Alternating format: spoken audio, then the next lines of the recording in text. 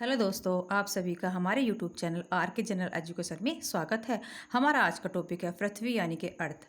हमने इस पे पृथ्वी से संबंधित सभी महत्वपूर्ण क्वेश्चनों को कवर किया है। यदि आपने अभी तक हमारे चैनल को सब्सक्राइब नहीं किया है तो आप हमारे चैनल को सब्सक्राइब कीजिए।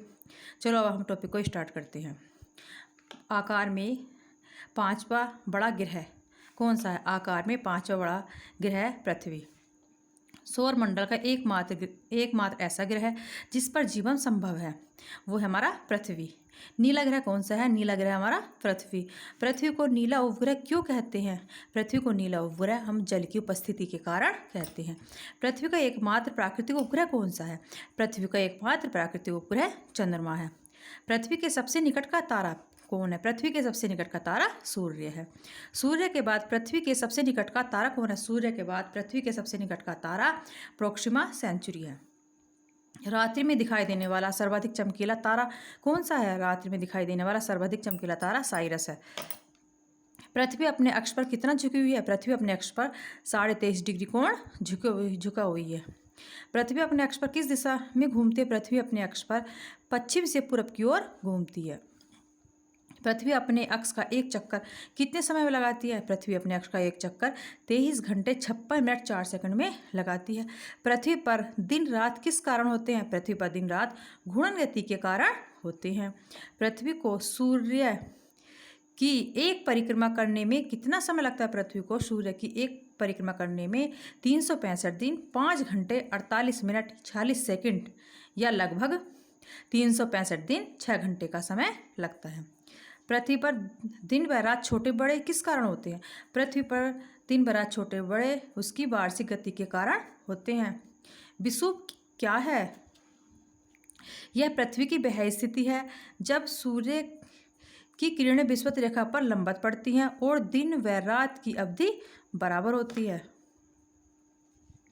संपूर्ण पृथ्वी पर दिन व रात कब बराबर होते हैं? संपूर्ण पृथ्वी पर दिन व रात 23 सितंबर व 21 मार्च को बराबर होते हैं। Subscribe please my channel.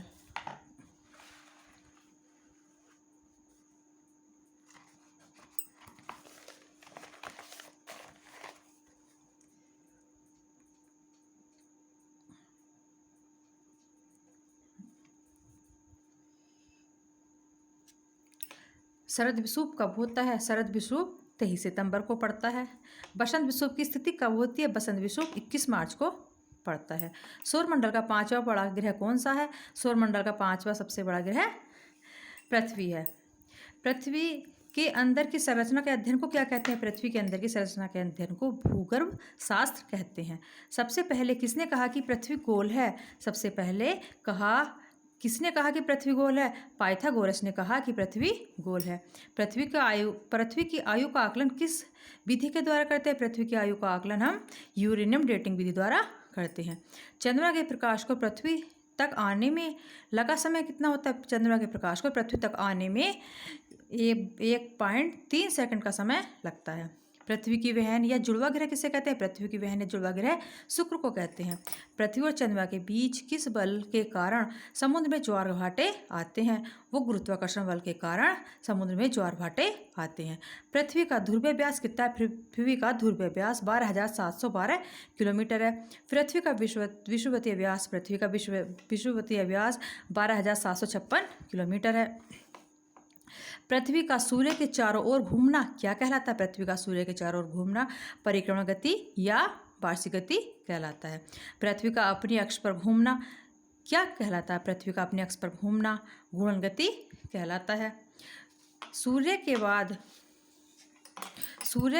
पृथ्वी के सबसे नज़दीक का तारा कौन सा? सूर्य के बाद पृथ्वी के सबसे नज़दीक का तारा प्रोक्सिमा सेंचुरी है।